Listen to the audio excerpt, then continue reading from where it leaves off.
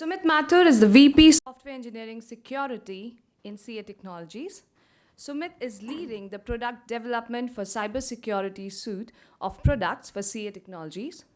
Sumit has 21 years of experience in building teams and software at scale in cloud, automation, big data, and cybersecurity domains in US and India, and has held leadership roles across companies such as CA Technologies, Cisco Systems, and Notel.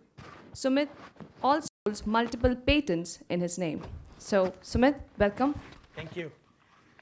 It's always hard to go after lunch. So let's try to make it a little bit more interactive. I don't have to tell you, you guys probably know it better than me that businesses are more open than ever before, right? The perimeter-based security is no longer an option. Our employees need to connect to apps and data on the cloud, and our customers and partners have a need to connect to our enterprises to access our data or our assets, right? As our responsibility grows, right, the business line owners are looking for us to enable the business, but at the same time protect it. Connecting everyone with everything from everywhere is the need for the hour. At the same time, we can't compromise the sensitivity of our data or apps or the security of our organization. So what we believe in CA, the control point of security is now moving to more of an identity. The security of no, N-O, is no longer the case. It has turned into K-N-O-W, no. You got to know your user, you got to know their identities, and you got to know what they are doing and how risky that transaction is so that you can take corrective action based on the threshold of the riskiness at real time and make those transactions secure for yourself and for enterprise. So what I plan to do in next 20 odd minutes here is focus on three different elements, right? One, how do we engage with our customers faster and better, but yet in a secure way? Two, how do we make our employees more productive in a secure way? And third, how do we prevent internal threats and external attacks, right? So let's start with how do we engage our customers in a secure manner. If you look at now what's happening is our customers are coming to us, right, through various different ways. They're either coming directly to your websites or to your applications, so they're authenticated directly with you, or they're also wanting to use their own social media identities to be able to connect to your enterprises. And the third is, as we grow your ecosystems, right, your partners are wanting us to be able to federate them with them so that the partners can use their own identities from their own organization and yet able to access within our enterprises. So 3 or 4 multiple different ways by which the access is happening or authentication is happening. So how do you prevent when you have multiple different ways for credentials to come through? How do you prevent loss or stolen credentials? How do you make corrective actions, right? So what the industry is moving around is to do user-based, user behavior risk contextual analysis so that you determine what the user behavior pattern is and take the authentication to the next level based on how the user is coming in or what the analytics is telling you to do, and do it on the real time. And once you determine the risk level, then you can increase the authentication level from single authentication to multi-authentication, multi-factor, etc. Basically make it out-of-bound authentication for those particular users in that particular scenario for those transactions. The other element of this is the customers are not coming to us through a single interface anymore, right? They are either directly using their browsers to log on to applications, websites, etc., or they're using mobile apps to connect to your enterprises, or in some cases, they're using the web services from their own world to connect to your enterprises, right? So multiple ways by which their interfaces are reaching out to our enterprise organizations, right? So how do you protect these interfaces? I mean, one way, or the most successful way so far, is to do some fingerprinting. So to be able to determine what device is being used, and to be able to determine if that device has been used before by the same user or not, right? So do that device fingerprinting with every authentication session. And the other way to do it is to do some kind of session assurance, because you have cookies, etc., but those can be stolen, those can be hijacked by hackers. So you need a mechanism where you can combine the users, their authentication with device fingerprinting to be able to do a very robust session assurance to protect yourself from multiple interfaces. And the third thing is, the third dimension of all this is, what are they accessing in your enterprise? They can be accessing an application on your enterprise. They can be accessing something that sits on the cloud for you, or they can be accessing your APIs if you have applications that expose the REST or any kind of APIs for users to consume, right? Different ways of authentication mechanism, various different ways of interfaces, various different ways of accessing your enterprise. And if you combine all these together, right, you need to provide your users a very seamless experience. If you have multiple applications, multiple websites, multiple usage for a single user, you need to provide them a seamless experience through single sign-on. And you need to add that single sign-on through not only the interfaces, but bring it down to the API access as well. So provide API management too. And when you combine all this together, you kind of get a product blueprint, right? So we have single sign-on at the top. So that's for authentication, social media identities, federation, session management, etc. Then we have advanced authentication, which is all about how do you determine the risk of a particular access, particular authentication at real time and increase your out-of-bound authentication, maybe add multi-factor authentication on the fly. And the third one is API management.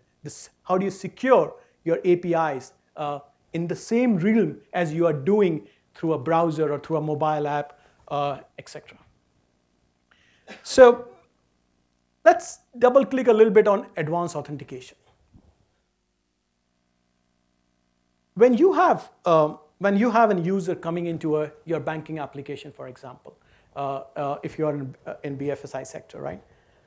It's very important to know where is the user coming from.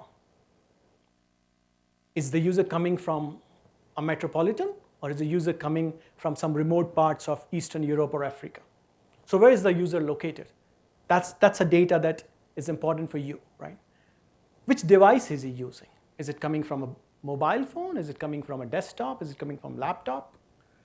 What kind of transaction is the user trying to do? Maybe a net banking, reading my bank statement, checking read-only access of my bank account on a Saturday noon is probably okay. Or is it a wire transfer that's being tried or attempted at 2 a.m. in the night from remote part of Africa?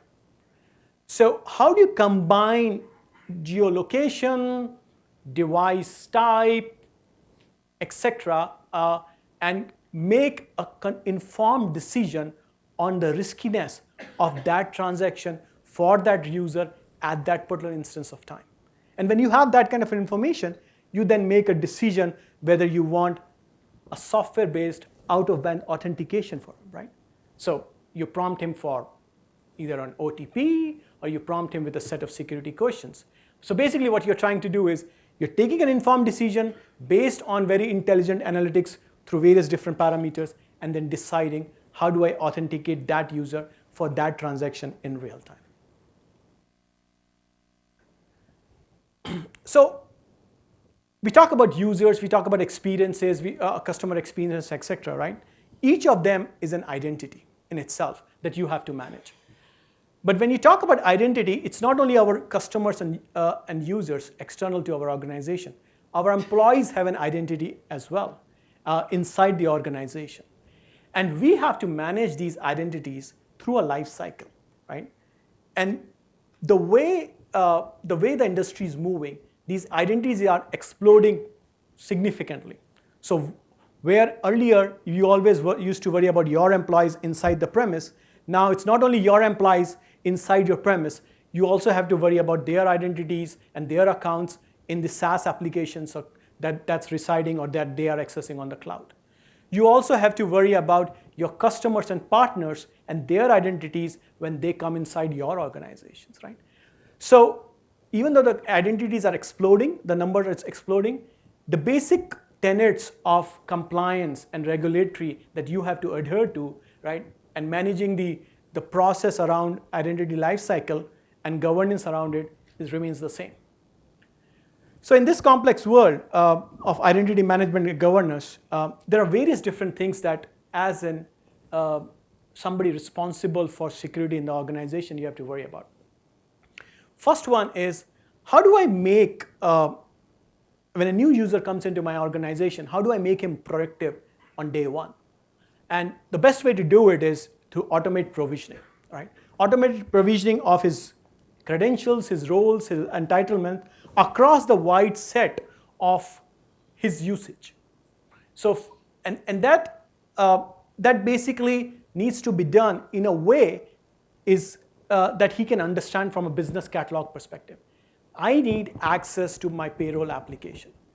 That is not geek speak saying that he needs access to an Oracle instance sitting on somewhere on some server, right? So you need to be able to do that identity provisioning based on a business catalog.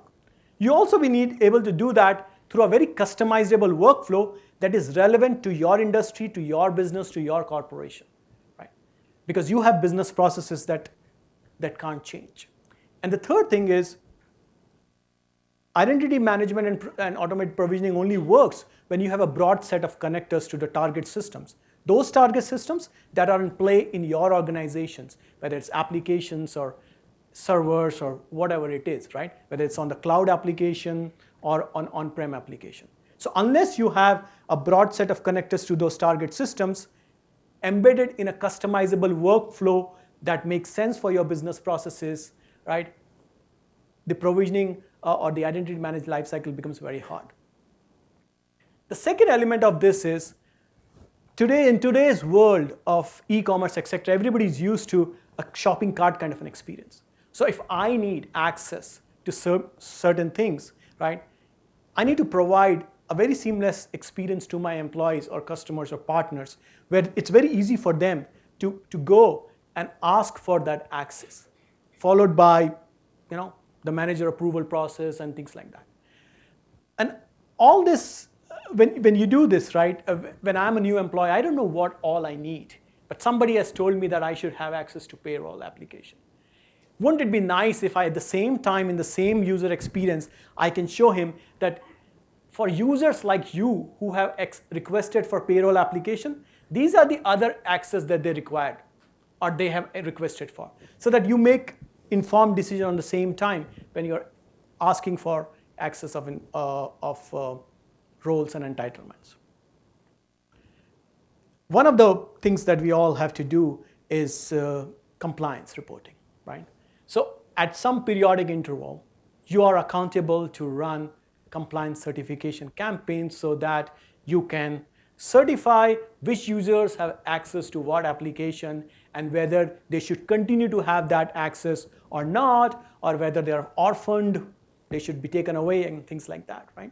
But you want to do that at a level that is at a business process or a business catalog level, right? So Joe have access to billing information or not, right? Should Sarah be able to see payroll information or not, right? So for a manager, it's very important that he's able to do it in a very quick way. He's able to do it in a very error-free way, and he's able to do it in a bulk way as well for all his users and employees under him. So that's another aspect of identity management and governance, is about compliance activities all handled in one place. The last one I want to focus about is risk analysis, right? And simulation. So when you are about to provide access or certify or give permission for some user or a partner to a certain part of your enterprise applications, how do I know that what is my risk associated with that user? So what you see on the right-hand side is a screenshot, right? What it basically says is this user had a risk which is probably shown as green. But now when he's asking for next set of permissions, right, we are simulating and telling that now this particular user's risk level will go from green to yellow. Now, as a manager or as somebody responsible to handle all this, you understand now what risk level will happen if you grant this particular user this access that he's requesting. And you can take informed decisions about that, right? So proactively telling people and updating their risk scores in real time so that you take informed decisions is a critical part of your identity management and governance life cycle. So let's move to the third part. And this is something that is all over the press. You hear about it. No organization today is comfortable or feels safe about it, right? I mean, by the time I speak talking, almost 30,000 data records will be stolen somewhere in the world. And it's a scary thought. It's a scary thought because it not only puts your organization's revenue in jeopardy, but also a reputation in jeopardy, right? But the common thread for most of the security breaches that people have found is all about privileged users. We talked a lot about user privileges, but what we need to start thinking about is privileged users as well. So a lot of global organizations have concluded, based on a lot of study, that the best defense to security breaches is a compliance-first security strategy. Now, for you to be able to have a very robust compliance-first security strategy, it needs a very good implementation of controls and processes around your privileged access management, about your privileged users. So the reason and the way you can address that threat all about privileged users is ensuring that, like the Sure Bank CISO was talking about, is vaulting your passwords. It's no longer in an Excel sheet. It's in a vault somewhere, right? And you're able to do controls. You're able to do session recording. So you're able to put a certain level of controls and processes around privileged users that makes you prevent all the internal threats that are coming around from a rogue employee, or it prevents that if some hacker or somewhere somebody from external has gotten access to your privileged credentials, you limit the exposure. Single sign-on with all authentication control to session recording and monitoring the policies, etc. Right? This particular password was checked out for this particular SSH session to access this application, and it will be time-bound, and nothing else can be done with that password for any other access at any other duration of the time or for any other applications, right? But the biggest point I want to highlight in this slide is you use the same mechanisms, you use the same series of steps to access everything from your applications within your traditional data centers to applications on your private cloud to applications on your public cloud, right? You have a same consistent uniform mechanism to be able to do controls across the deployments.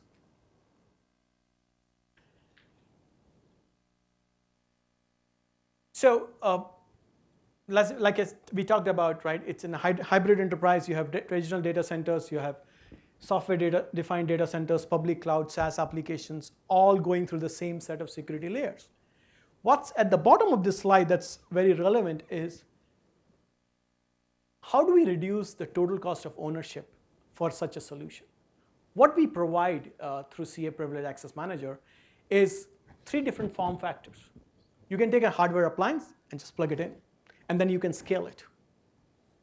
Or you can take a software appliance and OVF file, right?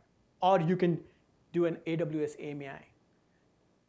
Mechanisms for you to reduce your TCO on ensuring that your privileged access management is all secure for your hybrid enterprise, traditional data centers, private cloud, public cloud, same set of security principles, same set of security checks, anywhere, any application from anywhere. So let's summarize. So what we talked about is, how do I engage my customers? in a faster and a better way. We talked about single sign-on, right? And we talked about federated identities. We talked about advanced authentication, right? Advanced authentication, one more time, is how do you assess risk in real time based on user behavior analytics so that you can up your authentication to a multi-factor or out-of-band authentication. We talked about how do you enable your employees in a better way through your identity management, right? Customizable workflow, automate provisioning, risk analysis and simulation in real time. And then we talked about how do I prevent internal threats and external attacks, which basically is a concern for a privileged users management per se. So the last point I want to highlight on that is the privileged access management product that CA has works across your traditional enterprises, private cloud, public cloud, same set of steps, same set of security principles, irrespective of what you are doing, through multiple deployment options, hardware appliance, software appliance, or Amazon AMI. All right, that's all I had. Questions? Yes. Yes. So my question then becomes, you have multi-factor authentication as well. So how do you plan to, if I'm just using out of band, so how do I negate the effect of a MITM attack for that matter? So In the middle attack, because what is happening is you are talking about analytics in terms of, okay, a customer who is approaching from device fingerprinting. The answer is device fingerprinting. So you're going to break the session here. Yes. So what you do is so the man in the middle attack is all about stealing your. So for example, I today am accessing, let's say, a net banking application. I get a token, right? But that particular token has my device fingerprint on it. So CA has this patented technology where we take the signature of your device and embed it in as part of your security token, right? So if tomorrow somebody else on the same session does the man in the middle attack, right? That session or that token will not carry his device signatures because he will try to do it from his device next time, right? And that's where we prevent man in the middle attack. Make sense? I have one more, question around it. Yeah. Right. Is there not any chance of false positive scenario? Yeah. So you're very right. Yeah, you're very right. So one of the elements to evaluate how effective your implementation is, because no two implementations are same, right? Very recently, we just concluded a huge implementation in the largest bank here, which was doing 53 million users for 3 million transactions a day, right? So you have to watch how basically what you are saying, if I'm reading it correctly, is you don't want to inconvenient the users who are valid users. You don't want to. No, I mean clearly. Say for example, as you have said, I'm accessing from Africa in the midnight. Right. Right. Considering the fact that I may be a genuine user. Yes. And you are just stopping me. No, we're not stopping you. We're doing an out-of-bound authentication, so you will either get a mobile OTP. So it will be a two-step process for you, right? But if you are sitting in India and your normal behavior is Saturday mornings you check your net banking account, right? I should not do a multi-factor authentication for you because I should be able to detect that the risk with this particular user is low at that time. No, multi-factor authentication, if it is implemented for all the users, then it will always happen. No. Okay. It's context based, right? It's context based. Yeah, that's where the customer user experience comes in, right? So there was another question somewhere, sir. So in the PAM solution, is it possible to go with the passwordless like thumbprint, biometric access kind of thing? So I'll give you why I'm looking into that. Let's say if I want to give access to some of my software developer or some of my system administrator or some of my privileged users, okay, and still though I have a SSO, but there are passwords. and passwords are if it can be shared. So can we do we have any technology which is completely passwordless in terms of PAM or PIM?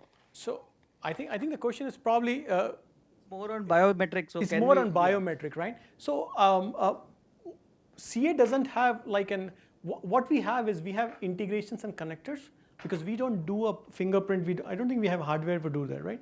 We have integrations to do that. Two-factor authentication, things like.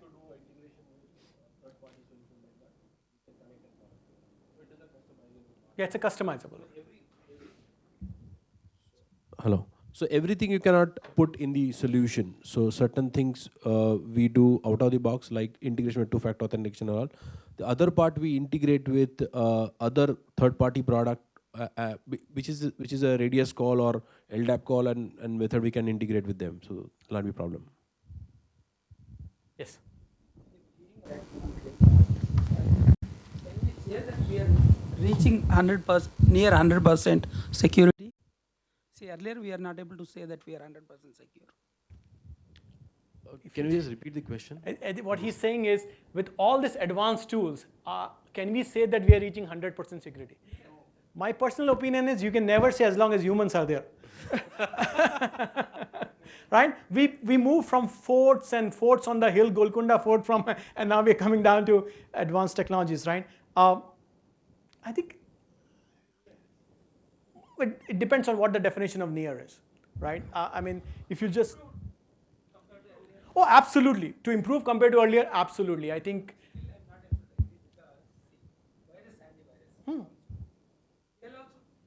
Yeah, absolutely. Yeah, absolutely. Right. But what's the alternative, sir? The alternative is to keep adopting products from companies like CA so that you can secure your enterprises. Can I add something to this? See, I mean, your question is very right. I mean, can we or when can we say we are 100% secure? Probably that's not the question, or maybe we don't have the answer for that. But let's look at where we were, like Golconda Fort to where we are. So, if I had to put in the IT world, earlier we was like no access allowed, completely blocked to some VPN. Now we are talking about federation. We're talking about two-factor multi, and then we are talking about versatile authentication, which is more based on the context. So we are saying that it's not about being 100% secure, but we are trying to make it uncomplicated when it comes to offering security, and the access is much more simplified, and layers of security, like we came as a problem in the skit, that layers of security should not create a hindrance in doing business. So today, if I'm launching a mobile app for doing net banking, in fact, about 7-8 years back, we had an advertisement of a product called eTrust, and there was an ad in which the person is saying, please give your blood sample, please give your head sample, and all of that, and like 7-8 layers, and then that guy is able to do a transaction. So we are actually moving away from that to making it more simpler to do business. Security concerns will remain, because I mean, whatever we do, there will also be other side to it, which the darker side to it they'll also invent some other ways to make it more complicated. Till there is security, we will get our salaries.